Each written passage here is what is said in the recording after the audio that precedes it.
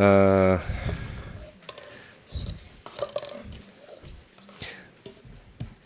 오늘은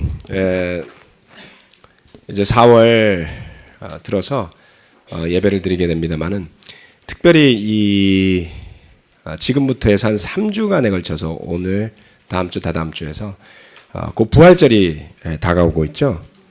그래서 4월 24일이 부활절입니다. 부활절인데요.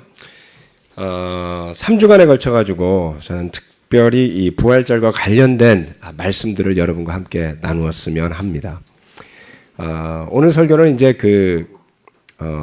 사순절의 교훈에 대해서, 사순절의 교훈에 대해서 말씀을 드리려고 합니다. 설교 제목은 사순절의 교훈이고요. 이 기간은 전통적으로 교회 안에서 부활절을 전후로 해서 약 40일간을 사순절이라고 부릅니다.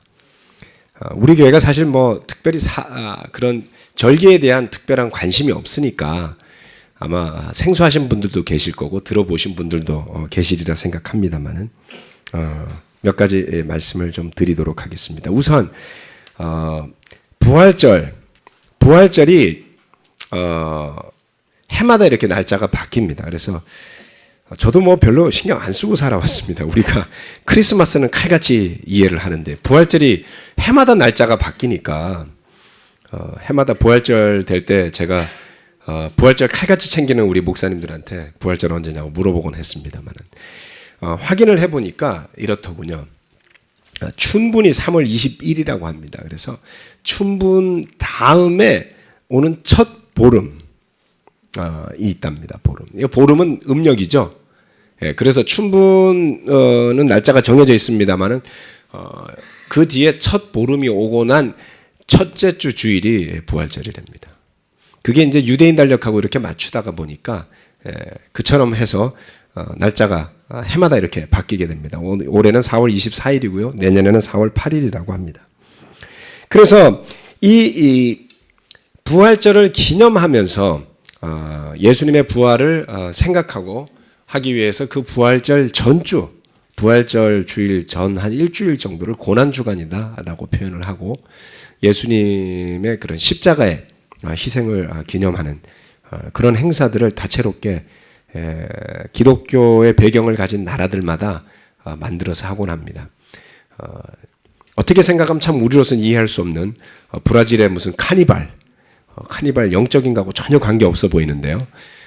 그것 또한 부활절을 기념하고 축하하는 행사라고 하고요. 아마 우리나라에서 가끔 이렇게 TV에서 이런 희한한 행사들을 또 한다라고 나온 것 중에 하나가 이제 필리핀 부활절 행사입니다. 그래서 필리핀의 부활절 행사할 때는 실제로 고난 주간에 십자가에 못 박히는 사람들이 있어요. 예, 그래서 실제로 못을 박습니다, 여러분. 그래서 그런 카톨릭이죠. 카톨릭에서는 그런 어떤 고행이라든가 이런 쪽에 개념이 발달되어 있기 때문에 여러분들이 그리스도의 교회에서 세례 받으신 것을 굉장히 감사하셔야 되리라고 생각합니다. 그렇지 않으면 우리가 해마다 부활절이 될 때마다 돌아가면서 형제들이 뽑기로 할지 자원할지 모르겠습니다만 십자가에 매달아서 피를 흘리는 행사를 진행해야 되는데 뭐 다행히 여기는 옥상도 있고 하니까 행사를 할 만합니다만은 바이블톡 인도자 중에서 뽑아서 하자고요? 그러면 바이블톡 인도자가 뭐라 그러겠습니까? 목사님 중에서 뽑아서 하자 그러죠. 그래서 초대교회 이후로 이제 카톨릭 교회가 생겨난 이래로 그와 같은 이 부활을 기념하기 위한 기념이라기보다는 그것을 감사하고 십자가를 감사하는 기간으로 약 40일을 잡았습니다. 40일을 잡은 것은 성경적인 의미도 있습니다. 모세가 광야에서 40년을 있었죠. 이스라엘 백성이 광야에서 40년을 헤맸습니다. 예수님께서 광야에서 기도하실 때 또 40일을 하셨고요. 그래서 40이라는 숫자가 의미가 있다라고 해서 거기에 대한 신학자들의 그런 설명도 복잡하게 있습니다만은 그것까지 다 모르셔도 이해하리라 생각합니다. 그래서 이 40일간 다양하게 행사들을 하곤 했는데요. 이 사순절을 시작하면 뭐를 했냐면 하루 종일 굶고요. 저녁 식사만 했답니다. 그래서 이 식사를 하는데 채소하고 생선하고 달걀만 먹었답니다. 처음에. 이슬람의 라마단이 아마 여기서 비롯됐을 수도 있어요. 이슬람이 많은 것을 기독교와 유대교에서 가져갔거든요. 그래서 비슷한 게 많습니다. 과격하고 살벌한 것은 유대교에서, 그 다음에 이런 좋은 시스템들은 기독교에서 가져왔어요. 자, 그래서 한번 생각해 보세요. 40일 동안 우리가 저녁만 먹고 기도하면 얼마나 영적이 될까요? 저녁 될 때까지 아침부터 계속 굶는 거예요. 그리고 딱 저녁 식사 때가 돼가지고 그것도 채소하고 생선하고 달걀만 먹습니다. 40일을 그렇게 먹으면서 그게 끝나기를 얼마나 간절히 기다리겠습니까? 부활절 예배가 기쁠 수밖에 없죠. 단식에서 해방이기 때문에 그렇습니다. 아무튼 그래서 이 부활절이라는 것이 유럽에서는 뭐 크게 가톨릭이 지배하던 시절에는 큰 축제로서 의미를 가지고 있었습니다만은 특별히 이 프로테스탄트 개신교가 들어오게 되고 또 그리고도 이제 우리나라로 전례가 되면서 크리스마스의 의미는 좀 더 커지고 부활절의 의미는 좀 많이 축소되어졌죠. 뭐 그렇다고 해서 뭐 제가 이 설교 말씀을 드리는 것은 그걸 뭐 되살리자 이런 의미는 결코 아니니까 오해하시지 말고요. 그래서 요한복음으로 가보면 이 부활에 앞서서 어떤 분위기가 있는지를 볼 수 있는 구절들이 있습니다. 요한복음 12장 말씀입니다. 조금 그런 배경, 뭐 기독교적인 배경입니다만은, 자, 그것을 놓고 보면 12장 1절 말씀에 6월절 엿새 전에 예수께서 베다니에 가셨다라고 기록을 하고 있습니다. 자, 예수님이 십자가에 달리신 때가 6월절이었기 때문에 생각해 보시면 요한복음 12장은 예수님이 십자가의 고난을 받으시기 딱 엿새 전입니다. 그래서 이 엿새 전에 베다니로 가셔서 그 다음에 예루살렘으로 입성을 하게 되시죠. 그렇게 생각을 해보면 예수님이 6월절 만찬을 드시기 전까지 약 4, 5일 정도의 시간이 있었으리라 예상할 수 있습니다. 그래서 이 요한복음 12장부터 예수님의 십자가의 고난까지에 나와 있는 모든 일들은 그 바로 직전에 이루어졌던 아주 엑기스와 같은 소중한 교훈들이 담겨져 있는 성경 구절이다. 이렇게 보셔도 되겠습니다. 그 예수님의 심정이 어떠했겠습니까? 마지막으로 예루살렘을 올라오신 거였고요. 제자들은 못 모르고 있었지만 예수님은 그 의미를 잘 알고 계셨습니다. 6월절은 유대인에게 가장 큰 명절이었던 만큼 6월절이 되면 예루살렘 인구가 약 2배로 불어난다고 합니다. 뭐 혹자는 뭐 그보다 더 많이 불어난다고 하기도 하는데요. 당시의 예루살렘 인구를 다양하게 추정을 합니다만은 여러 가지 역사적인 정황과 계산법으로 미루어서 약 10여만 명 정도가 살았을 것이다라고 합니다. 자, 그러면 한번 상상을 해보세요. 서울에 지금 1,000만이 살고 있습니다만은 일시적으로 2,000만이 서울에 몰리면 서울이 어떻게 되겠습니까? 네, 그렇죠? 관광객이 몇만 명만 몰려와도 호텔 방에 잠잘 데가 없습니다. 그래서 이 6월절이 되면 유대인들은 숙소가 당연히 부족했었을 거고요. 그 유대인들이 집집마다 이렇게 지붕이 있는데 그런 지붕에서 자기도 하고 온 도시가 그야말로 시끌벅적 했었다는 것이죠. 그때는 또 장사하는 사람들이 한몫을 올리는 절호의 찬스가 아니겠습니까? 그 6월절을 기념하기 위해서 와서 6월절이 하루에 이루어지는 게 아니고요. 일주일씩 축제를 하고 그 앞뒤로 준비를 하기 때문에 근 한 달 정도가 축제 기간이라고 보시면 됩니다. 대단한 축제였던 셈이죠. 그래서 많은 사람들이 들뜨고 모든 사람들이 음식을 준비하기 때문에 아까 물류 이야기 하셨는데 10만이 살던 도시가 20만 명이 먹을 음식을 물류로 준비하려면 대단했을 겁니다. 그렇죠? 예. 그래서 예수님의 마지막 만찬 또한 대단한 의미를 지니고 있다 이렇게 보셔도 됩니다. 아무튼 그토록 온 도시가 축제 분위기에 빠져드는 그 기간이 바로 유월절 기간이었는데 예수님께서 예루살렘으로 올라오신 것은 그 유월절을 기념하기 위한 것도 있었지만 예수님께서 바로 그 유월절의 희생양이 된다는 것을 이미 알고 계셨던 것입니다. 그래서 요한복음 12장 27절 말씀은 이와 같은 것을 이야기하고 있습니다. 27절 28절 말씀. 지금 내 마음이 괴로우니 무슨 말을 하여야 할까? 아버지, 이 시간을 벗어나게 하여 주십시오. 하고 말할까? 아니다. 나는 바로 이 일 때문에 이 때에 왔다. 12장 27절이요. 요한복음 12장이요. 28절 말씀. 아버지의 이름을 영광스럽게 드러내십시오. 그때 하늘에서 소리가 들려왔다. 내가 이미 영광되게 하였고 앞으로도 영광되게 하겠다. 예수님의 심정은 어떻습니까? 제자들부터 시작해서 그 유월절의 분위기에 들떠 있을 그때에 주님은 절박했습니다. 마음속에서는 이 시간을 벗어나게 해주십시오라고 기도하고 싶었다고 표현하시죠. 아니다. 나는 바로 이 일 때문에 왔다. 그 사이에 갈등이 있음을 볼 수가 있습니다.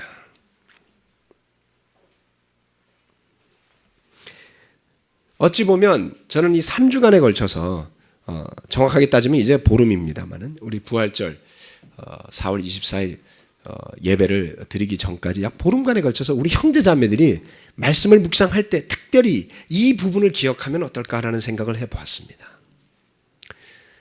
우리가 뭐 저녁만 먹으면 살 정도까지는 아니다 할지라도 얼마나 우리가 날마다 몰려오는 삶의 어려운 일들에 쉽게 파묻히게 됩니까? 일상이라고 표현하는 것들에. 특별히 이 기간만큼은 그런 사순절의 의미를 한번 새겨봄이 어떨까라는 생각을 해보았습니다. 이 예수님의 말씀처럼 그 축제 자리에 나가는 예수님의 마음이 무거웠던 그러한 부분을 한번 생각해보자라는 것입니다. 그래서 주님께서 그곳에서 이와 같은 말씀을 전하십니다. 37절부터 43절까지입니다.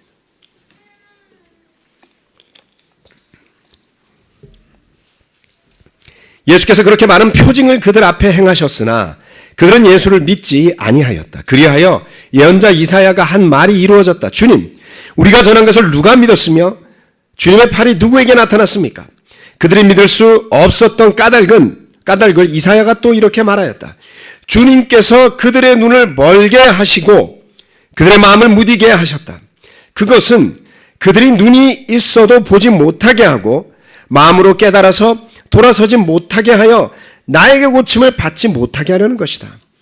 이사야가 이렇게 말한 것은 그가 예수의 영광을 보았기 때문이다. 이 말은 그가 예수를 가리켜서 한 것이다. 지도자 가운데서도 예수를 믿는 사람이 많이 생겼으나 그들은 바리새파 사람들 때문에 믿는다는 사실을 드러내지는 못하였다. 그것은 그들이 회당에서 쫓겨날까 봐 두려워하였기 때문이다. 그들은 하나님의 영광보다도 사람의 영광을 더 사랑하였다. 예수님께서 예루살렘으로 올라오셔서 제자들에게 예언과 더불어 많은 가르침을 가르치실 때 하신 말씀 중에 하나였습니다. 어떻습니까? 그렇게 많은 표징을, 기적을 그들 앞에 행하셨지만 그들은 예수를 믿지 않았다고 합니다. 때로는 우리가 이렇게 생각하죠. 내가 믿을 만한 사건 하나만 보여주시면 얼마나 믿기 쉬울까요? 라는 질문을 성경 공부하시는 분 중에 많이 합니다. 거기에 대한 답이 여기 있습니다. 오늘날 누가 기적을 행한다고 한들 예수님만큼 할 수 있을까요? 그와 같은 기적을 보고도 사람들은 믿지 않았습니다. 믿을 수 없었던 까닭이 무엇이었습니까? 이 말씀은 이렇게 이야기를 합니다. 주님께서 그들의 눈을 멀게 하시고 그들의 마음을 무디게 하셨다. 이렇게 생각하면 하나님 정말 고약한 분이세요. 그거는 하나님을 제대로 아는 사람이 하는 이야기고요. 그렇지 않은 하나님을 믿지도 않는 사람에게는 하나님이 그렇게 하셨을 리가 만무하죠. 믿지도 않는데 하나님이 눈 멀게 했다는 게 말이 됩니까? 여러분하고 회동상이 없는 거예요. 안 믿으시는 분은. 어떤 일입니까? 그것은 성경은 그렇게 설명을 하지만 이 말의 의미는 이렇습니다. 믿을 수 없었던 까닭은 눈이 멀고 마음이 무디어 있기 때문인 겁니다.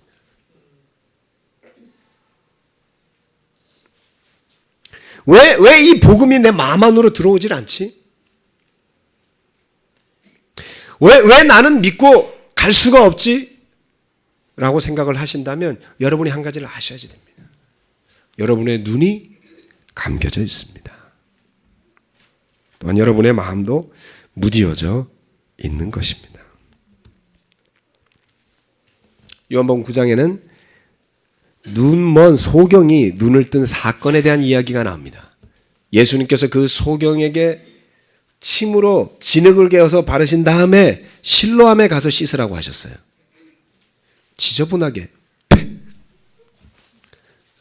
비벼가지고 눈에다가, 무슨 돌파리 중에 상돌파리죠. 그런데 그 소경이 따라서 했죠. 어떻습니까? 눈은 멀었지만 그의 믿음의 눈은 열려 있었던 겁니다. 그리고 순종해서 그 실로암 못에 가서 자신을 씻습니다. 마음도 열려 있었습니다. 아무런 의학적인 의미가 없는 행위였을지 모르지만 그대로 순종해서 그는 눈을 뜨게 되는 것을 볼 수 있습니다. 여러분, 예수님을 믿는다는 것은 과연 무엇입니까? 믿음으로 인해 변화가 없다면 우리가 무엇을 믿고 있는지도 모르겠죠. 성경 말씀은 우리가 믿고 따를 때 눈에 띄는 변화가 있으리라 이야기하고 있습니다. 열린 마음으로 성경 말씀을 받아들이고 묵상할 때 변화가 일어납니다. 기독교는 생각만 하는 종교가 아닙니다, 여러분. 방에 가서 앉아서 기도만 하면 도를 깨닫는다라고 설명하지 않습니다. 있는 대로 실천하면서 체험하는 종교인 것이죠. 예수님을 믿는다는 것. 첫 번째는 복음을 믿는 것입니다. 사순절의 교훈입니다만 첫 번째 복음을 믿는 것입니다. 예수님을 믿는다는 것은 그에게서 나오는 소리가 복이 있는, 복된 소리라는 것을 믿는 것을 의미합니다. 그래서 예수님께서 말씀하실 때 복음을 믿어라 라고 말씀을 하시죠. 도대체 뭐가 복이 있냐라고 질문하시는 분들에게 저는 이 말씀을 읽어보라고 권합니다. 그래서 그 예수님의 입에서 나오는 이야기가 복이 있는 이야기라는 것을 믿는 것이고요. 그리고 그것을 믿는 사람은 그 복된 소식이 적혀있는 이 성경 말씀을 소중하게 여기고 연구하고 공부하는 것입니다. 즉 복음을 믿으라는 이야기는 바로 그러한 것이죠. 예수님을 믿음으로 체험하는 삶의 변화를 의미하는 것입니다. 로마서 10장 말씀을 함께 보시겠습니다.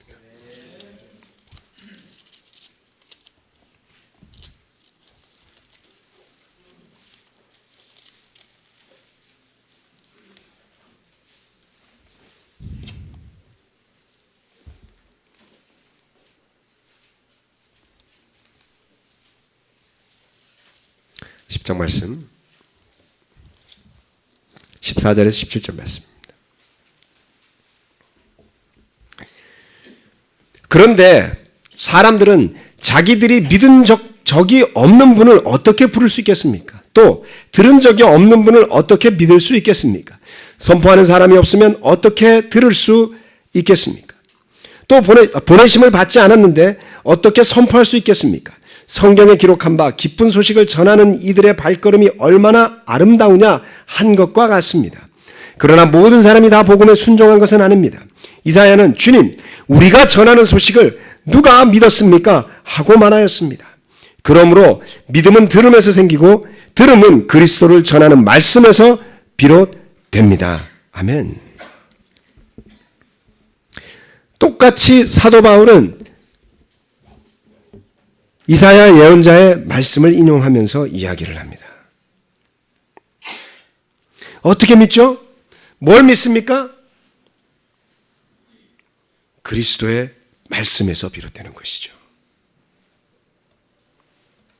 우리가 전한 소식을 누가 믿었습니까? 복음을 통해. 그래서 믿음은 들어야 된다고 이야기합니다. 믿음의 시작은 바로 이 성경 말씀에서 시작이 됨을 이야기하고 있습니다. 아무리 진리가 있다 할지라도 우리가 그것을 읽지 않으면 우리의 눈은 감긴 것이나 다름이 없죠.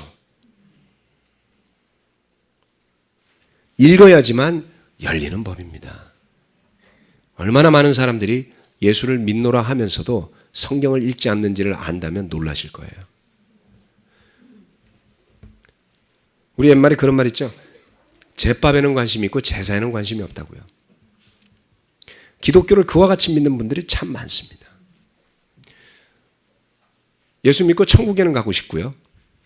그리고 나머지는 관심이 없습니다. 근데 모르시는 게 한 가지 있어요. 천국에 가고 싶은 사람이 가는 게 아니고요. 예수를 제대로 믿은 사람이 나중에 가게 되는 게 천국이라는 거예요.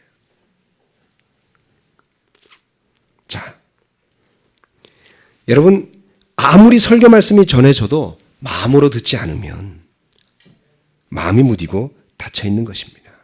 능력은요. 설교자인 저에게서 나오는 게 아닙니다. 전해지는 성경 말씀에서 나오는 거죠. 저는 수도 없이 경험해 봤습니다. 제 자신은 제 삶을 스스로 변화시킬 능력이 극단적으로 표현하면 요만큼도 없는 존재였습니다. 사람들 흔히 그러지 않나요? DNA대로 다 살다가 끝난다고. 옛날에는 그걸 운명이라고 불렀고요. 요즘엔 그것을 DNA라고 그럽니다. 얼마나 절망적인 이야기인가요? 몰라요. 누구는 그러겠죠. 그렇게 변한 것도 목사님 DNA예요. 이렇게 말할지 모르겠어요. 똑같은 DNA 받았는데 형님하고 저는 왜 다르죠, 근데?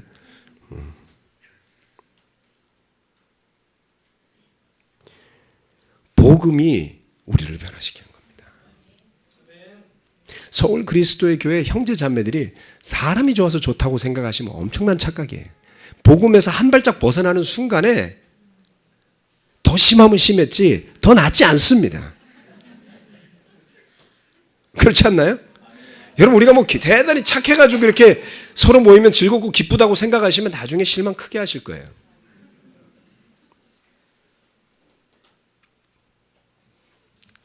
복음에서 벗어난 태도로 말하면요 똑같습니다. 그리스도의 옷을 벗어버리고 행동하면 똑같고요. 예. 스스로 그 말씀에 찔림이 없이 대하면 사랑 없기도 똑같고요. 인상 쓰는 것도 똑같고요. 소리 지르는 것도 똑같습니다. 뭐가 더 낫다는 소리죠? 날마다 말씀의 능력 위에 살아가니 그나마 하나님이 기뻐하실 사람답게 조금 살아가는 겁니다. 그걸 은혜라고 해야 되지 않습니까? 자신의 능력이 대단해서 그렇게 사는 것처럼 착각하는 순간부터 문제가 발생합니다. 여러분 믿음은 여러분에게 두시면 안 되고요. 복음에 두셔야지 됩니다. 어제 이 자리에서 우리 고승덕 의원을 모시고 그분 우리 교회 처음 오셨을 때는 변호사셨어요. 그래서 저는 고 변호사라는 게 입에 더 붙어 있습니다. 중간에 의원이 되셨어요. 아무튼 그런 관계가 있어서 좀 무료로 와서 중고등학생들을 위한 특강을 해주셨습니다. 어제 이 자리가 예배 많고 꽉 찼었습니다. 절반가량이 우리 교회 식구가 아닌 분들이 왔었어요. 아무튼 그렇죠? 네임밸류가 있으니까 참 많이들 오시더군요. 자, 그래서 그 자리에서 결론을 이야기를 해줬는데 어제 안 오신 분들을 위해서 특강을 제가 짧게만 해드리겠습니다. ABCD 공부법이잖아요. 그래서 마지막에 ABCD를 맨 마지막에 이야기를 해주셨어요. 그게 뭔지를 지금부터 풀어드리겠습니다. 공부하는 학생에게는 A급이 있고 B급이 있고 C급이 있고 D급이 있답니다. 자, D급은 표현하기를 데드라 그래요. 데드, 죽은 급이에요. 이 학생들은 공부를 왜 해야 하는지 알지 못한답니다. 시켜도 안 하고 할 생각도 없고 그렇게 사는 죽은 존재나 다름없는 공부에 관한 한 내가 그랬구나라고 지금 느끼시는 분들 분명히 계신 것 같은데, 이렇게 공부에 관한 가망성이 없습니다. 자, C급은 뭐냐면 시키는 만큼만 한다는 거예요. 그래서 학원에 가라면 학원에 가고, 공부하라면 책상에 앉아 있고 머릿속으로 딴 생각하고. 그래서 C급 자녀를 두신 분들은 자원 낭비가 심함에도 불구하고 돌아오는 결과가 별로 없습니다.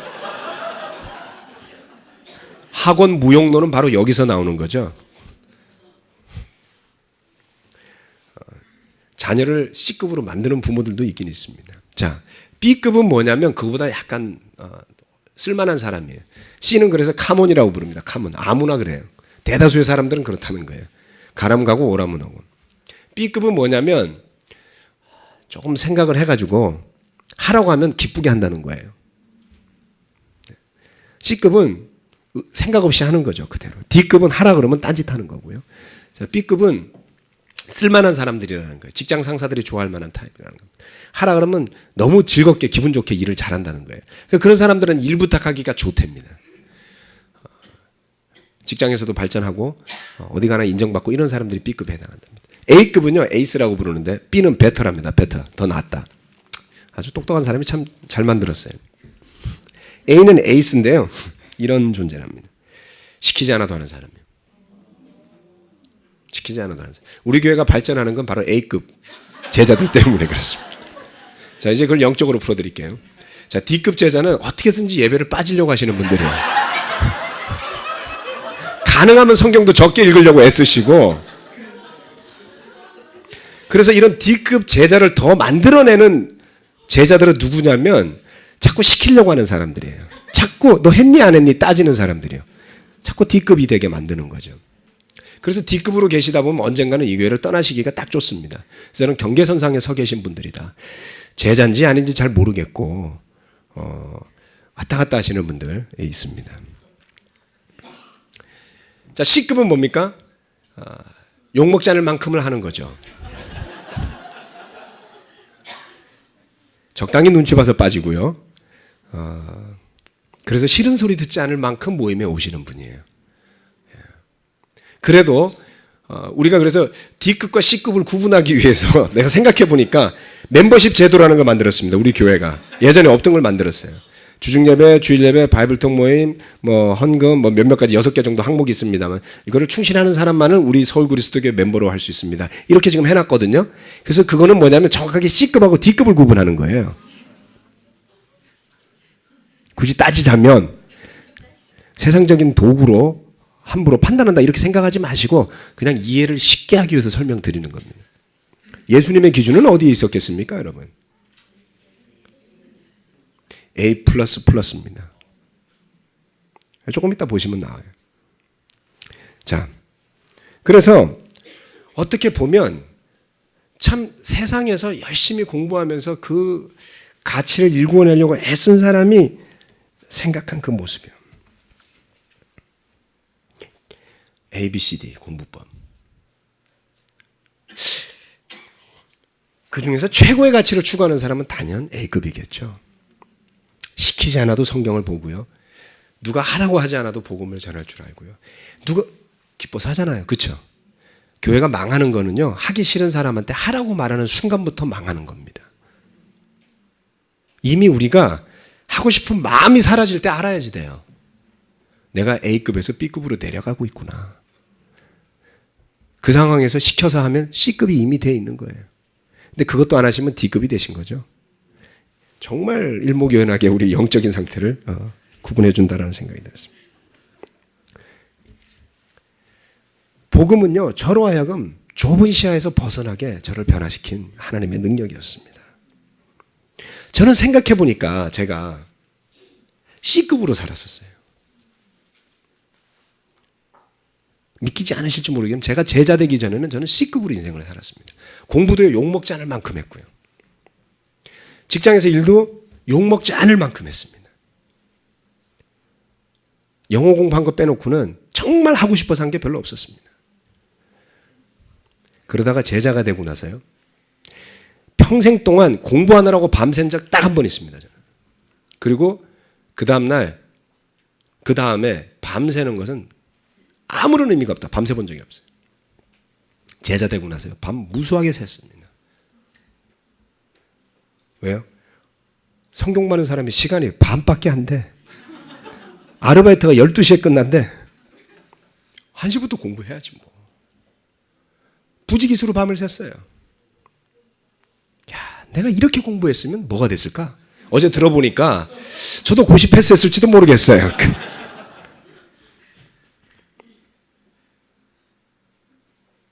복음을 전하기 위해서, 말씀을 전하기 위해서 공부하고 고민하고 시킨 사람 아무도 없었거든요. 성경 공부 저한테 시킨 사람은 없었습니다. 신학 공부 저한테 시킨 사람은 없었습니다. 사람 공부 저한테 시킨 사람은 없었습니다. 왜요? 너무 하고 싶지 않나요? 몇 년 전부터 한 10년 됐습니다. 사람 공부를 시작을 했습니다. 말씀은 열심히 알았는데 제가 사람을 너무 모르더라고요. 말씀을 잘 전하려면 사람도 알아야 되겠네. 사람 공부를 시작을 한 겁니다. 참 감사한 것을 생각하게 됩니다. 무엇 때문이죠? 바로 복음 때문이었습니다. 지금도 그 변화는 저와 여러분 안에 일어나고 있는 중 아니겠습니까? 제가 누리고 있는 삶의 모든 축복들은 바로 거기에서 시작이 됐어요. 예수님을 마음에서부터 따라가는 데서부터 변화가 시작이 된 겁니다. 그 예수님을 사랑하게 되고 그 예수님의 가치를 존경하게 되고 그 예수님의 모습이 너무나 닮고 싶어서 그렇게 되고 싶어서 이 말씀 그리스도 예수님의 가르침과 행하심에서부터 비롯된 것이죠. 이 가운데 성경을 공부하고자 하시는 분들이 여러분 계시는 것을 저는 압니다. 여러분 마음속에 망설임이 있다면 오늘이 가기 전에 마음을 정해보시기를 저는 권해드리고 싶어요. 여러분 주변의 제자들과 더불어서 말씀을 놓고 성경 공부를 시작을 해보세요. 말씀드렸죠? 학교 공부는 제가 C급으로 했거든요. 왜냐하면 하기 싫은 거니까요. 굶기 싫어서 한 거니까요. 복음은 다릅니다. 그래서 성경 공부는 여러분이 학교에서 하던 공부하고 좀 달라요. 그래서 A급으로 하실 수가 있습니다. 그래서 제가 성경 공부 그러면 대부분 사람들이 그 학교 공부를 딱 떠올리시더라. 그래서 일단 앉아서 이야기를 먼저 해봅시다. 이 공부는요, 삶에 대한 이야기예요. 그리고 진리에 대한 이야기입니다. 그것을 이와 같이 알아갈 수 있는 기회가 있고 그것을 설명해 줄 친구들이 있다는 것은 여러분이 나중에 하나님께 감사할 축복이 될 수 있으리라 저는 믿습니다. 복음을 믿으시길 바랍니다. 두 번째, 두려움을 이기는 믿음입니다. 다시 요한복음 12장으로 가보시면요.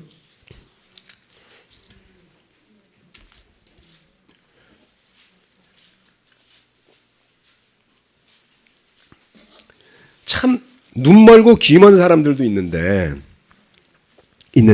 42절 말씀은 지도자 가운데서 예수를 믿은 사람이 생겼다고 이야기를 하고 있습니다. 이 말씀은 많은 의미를 우리에게 전하고 있습니다. 당시 지도자들 가운데 드러내지는 못하지만 예수님의 기적을 보면서 나름대로 지식을 총동원해서 예수를 믿은 사람들이 있었어요. 그런데 43절은 그들이 드러내지 못했다. 무엇 때문에? 하나님의 영광보다도 사람의 영광을 더 사랑했기 때문에. 두려움이 많았던 겁니다. 두려움을 이기는 믿음이 우리에게 필요한 것을 아셔야 됩니다. 그들은 세상의 지도자들이었는데요. 그들 중에 사도행전으로 넘어가서 이름이 나오는 사람을 저는 발견할 수 없습니다. 성경에서는요, 이름이 나오면 중요한 사람이에요. 죄 지은 사람도 이름이 나오는 경우가 있거든요. 그거는 그 사람이 리더십이나 중요한 위치에 있었던 사람임을 의미합니다. 예를 들면 사도행전에서 죽은 아나니아와 삽비라 같은 사람이에요. 교회 지도자 중에 한 사람이었을 겁니다. 그런데 사도행전에서 설명하는 가운데 어느 누구도 여기에서 설명하는 요한복음에서 설명하는 지도자적인 위치에 있었던 사람을 찾아볼 수가 없어요. 그 이야기는 뭐냐면 이 사람들 중에 어느 누구도 제자로 거듭난 사람이 거의 없었다는 이야기입니다. 물론 있었을 가능성도 있지만 추측을 하는 거예요.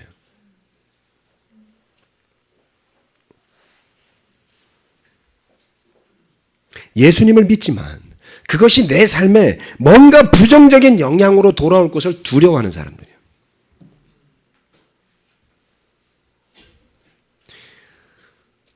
하나님의 영광보다도 사람의 영광을 더 사랑한다고 이야기를 하고 있습니다. 물론 상황마다 다르겠지만 우리 모두가 어떤 순간에는 포함될 수 있는 일이에요.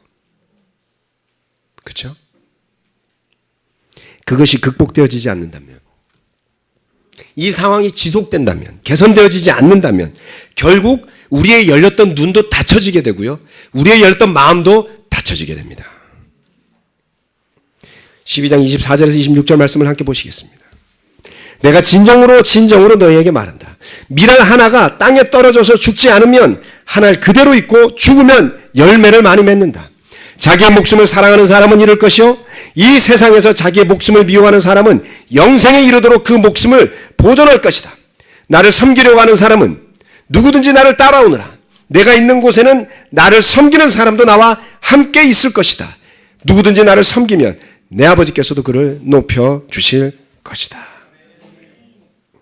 자기의 목숨을 사랑하여 지키려고 하는 사람이요. 세상의 영광이 하나님의 영광보다 더 중요해서 그것 때문에 연연해하고 그것 때문에 안절부절 못하고 그것 때문에 살아가는 사람이 있다면 그 사람은 예수님이 계신 곳에 갈 수 없습니다. 여러분이 서울 그리스도교에서 침례를 받았건 그 이상을 받았건 아무 상관이 없어요.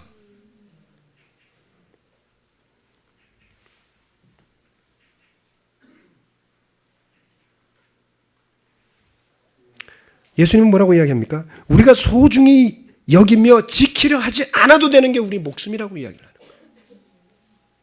저절로 합니다, 여러분. 성경 말씀 이야기하죠. 내 이웃을 내 몸과 같이 사랑하라고요. 하나님이 자기 몸 사랑하는 것을 디폴트로 인정해 주셨어요.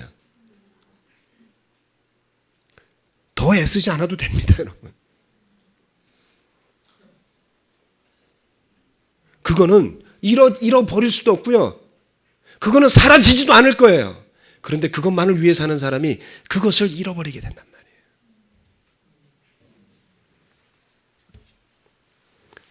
이번 주에 사건이 있었죠. 카이스트 대학생 중에 4번째로 올해 자살한 사람이 나왔습니다. 슬픈 일입니다. 그래서 사람들이 문제의 핵심 원인으로 지적을 하기를 카이스트의 등록금 차등 제도를 예를 들었습니다. 알고 계시는 분도 있고 모르는 분들도 계실 거예요. 카이스트는 공짜로 다니는 데인데요. 공부 못하는 사람을 성적순으로 잘라갖고 학점 얼마당 6만 원씩을 내게 했어요. 6만 원 돈입니까? 그것 때문에 자살했다는 거예요. 그래서 총장이 나와서 사과하고 그 제도를 바꾸겠다고 했습니다. 그랬으면 육사 졸업한 사람 중에 상당수 다 뛰어내렸을 거예요. 한 과목이라도 F학점 맞으면 일주일 뒤에 재시험 쳐갖고 떨어지면 태교예요. 6만 원은 내라 그랬으면 감사합니다라고 다 냈을 거예요. 누구를 비난하고자 이런 말씀을 드리는 게 아닙니다. 그것을 계산하면 좋아질 일인가요? 많은 사람들이 간과하고 무시하고 보지 않으려는 사실이 있습니다. 대학만의 문제가 아닌 것이죠. 모든 사람이 무한 경쟁에 돌입해서 죽어라고 일하고 있다는 거예요. 죽어라고 싸우고 있다는 거예요. 그 근본은 내가 남보다 조금 더 나아지려는 마음에서 시작이 됩니다. 자기를 살리려고 하는 마음에서 시작이 되는 것이죠. 내가 너보다 나아야지. 내가 저 사람들보다 낫게 살아야지. 근데 그게 잘 안 될 것 같이 됐거든요.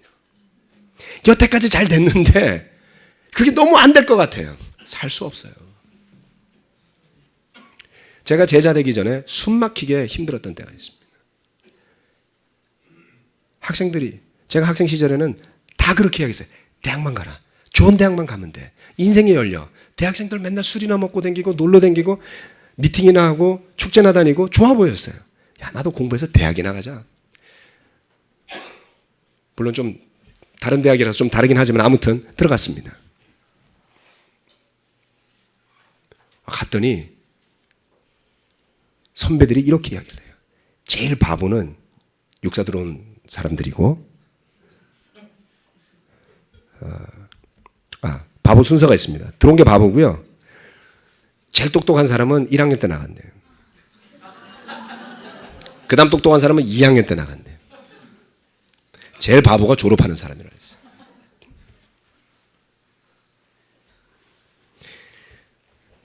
하여간 희망이 사라지는 것 같아요. 하여튼 열심히 졸업해라. 졸업했어요. 졸업했더니 이제 진급하래요.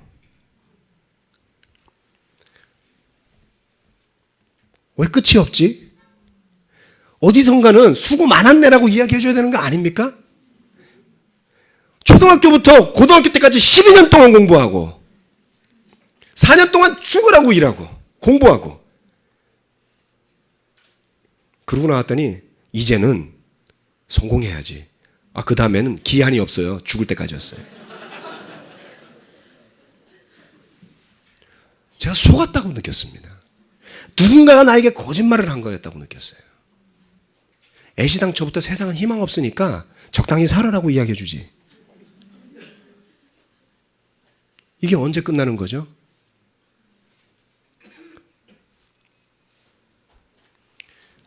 제가 성경 받는 분들하고 이야기를 나눴습니다만 중간에 국정원에 들어가는 사람이 있었습니다. 선배들 중에. 국정원에 들어가 보라고. 시험을 치면 쉽게 들어갈 수 있다고. 제가 안 들어간다 그랬어요. 싫다고 그랬어요. 왠지 아세요? 또 속기 싫어서요. 분명히 속고 있다고 느꼈습니다. 제가 성공하고 난 다음에도 누군가는 나타나서 그게 부족하다고 말해줄 거라는 걸 저는 느꼈어요. 그때 제가 이 복음을 접하게 된 겁니다.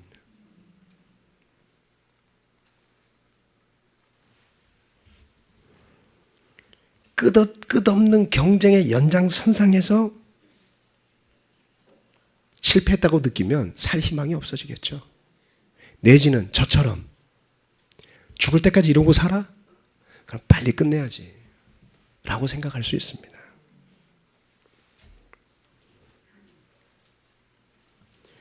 얼마나 고통스러울까요? 형제자매 여러분, 우리의 목적이 그리스도를 믿노라 하면서 세상에 있으면 극복할 수 없는 문제 속에 빠져서 헤엄치시게 될 겁니다. 장담 드릴 수 있어요. 올해 저는 참 감사합니다. 예배당도 이전했고요. 그보다 더 감사한 일들도 많습니다. 많은 사람들이 교회를 떠났다가 다시 돌아오고 있습니다. 또 많은 사람들이 성경을 공부하고 있고 세례도 받고 있습니다.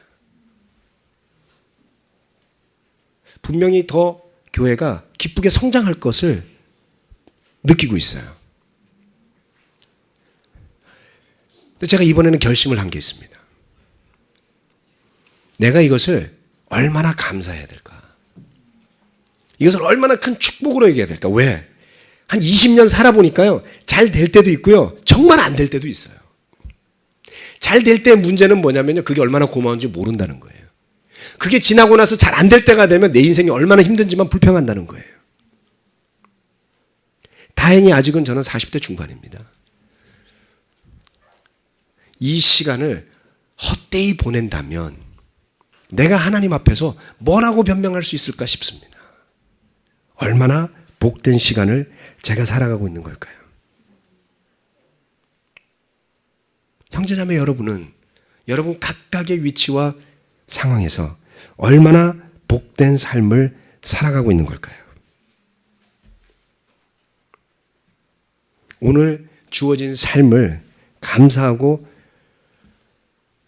누릴 수 없는 사람이 내일이 되어서 조건이 변할 때 감사하고 누릴 수 있다고 생각할 수 없습니다.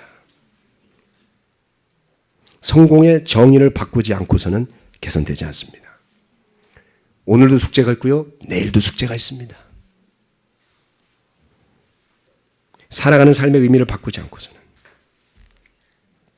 우리 모두의 근본적인 태도를 바꾸지 않는다면 한국의 교육 문제를 풀 수 있는 어떤 지도자도 나올 수 없습니다. 저는 그래서 교육 문제를 정부에게, 학원에게, 선생에게 풀어달라고 말하지 않습니다. 그 책임은 하나님께서 저에게 주셨기 때문이죠.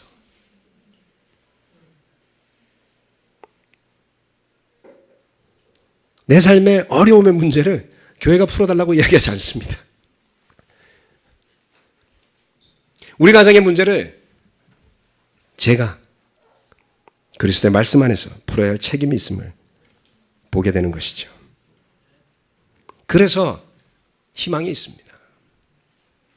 우리나라의 교육 현실이 좋아질 가능성은 많지 않지만, 사람들의 성품이 좋아질 가능성도 많지 않지만, 복음 안에서 내가 그리스도 예수님을 믿었듯이 우리 자녀들이 복음 안에서 진리를 찾아서 그들의 삶에 희망과 의미를 가지고 살아갈 것을 믿을 수 있기 때문입니다. 두려움을 극복하는 믿음을 가지셔야지만 합니다. 주님은 이야기하시기를 자기 목숨을 미워할 만큼의 믿음을 가진 사람들이 바로 그와 함께 있을 것임을 이야기합니다. 자기 목숨을 미워할 만큼, 자기 목숨을 미워하는 사람으로 보일 정도로 자신을 대수롭지 않게 여기고, 자신의 유익을 대수롭지 않게 여기고 복음을 위해 살아가는 사람으로 변한다면, 그와 같이 성장해 간다면 바로 그것이 희망임을 저는 보게 되는 것입니다. 형제자매 여러분, 결국 우리 안에 있는 문제라고 말할 모든 문제의 근본은 바로 그것인 겁니다. 우리 모두 그리스도 예수님의 말씀을 배우며 제자로 거듭나기를 결정했던 그 순간처럼 그리스도 예수님을 사랑하기를, 이 세상 사랑하기보다, 내 목숨 사랑하기보다 더할 수 있는 믿음을 회복하고 다시 한번 기억하는 이 사순절의 기간이 되기를 바랍니다. 여러분이 부족해서 이 말씀을 드리는 것이 아닙니다. 여러분, 이제 우리가 더 성장했고요, 더 단단해졌고요, 더 깊어졌습니다. 그렇다면 저절로 그렇게 된 것이 아님을 인식하기를 바라는 것입니다. 여러분 모두가 수고했고요, 여러분 모두가 믿음의 싸움을 싸웠습니다. 누구든지 앞에 나와서 성찬 메시지를 나눌 때 감동이 있지 않습니까? 알지도 못했던 자매고 알지도 못했던 형제예요. 그들 나름이 각각의 주어진 위치에서 그처럼 그리스도 예수님과 하나님의 영광을 소중하게 생각했기 때문에 오늘 이 자리에 예배가 있는 것입니다. 이 예배는 혼자서 만들 수 있는 예배가 아닙니다. 찬양하고 마음으로 동참하고 마음으로 호응하는 여러분과 같은 헌신된 제자들이 있어야지만 만들어지는 예배인 것이죠. 너무나 소중한 축복 가운데 있음을 기억하시길 바랍니다. 특히 부부로서 제자로 사시는 여러분, 여러분 가정이 그냥 만들어지지 않습니다. 부부가 함께 제자가 되려면 어렵습니다. 혹 여러분의 자녀가 제자라면 부모와 자녀가 함께 제자인 가정이 많지 않습니다. 그처럼 함께 한 가치를 향해 살아갈 수 있는 가정이 있다는 것이 얼마나 복된 것인지를 기억하실 수 있다면 여러분 얼굴이 얼마만한 감사와 기쁨으로 넘치게 될까요? 이 기간은 예수님의 고난을 기억하는 기간이지만 역설적으로 그것이 우리에게 축복임을 기억하는 행복한 시간이 될 수 있으리라 믿으며 말씀 마치겠습니다. 아멘.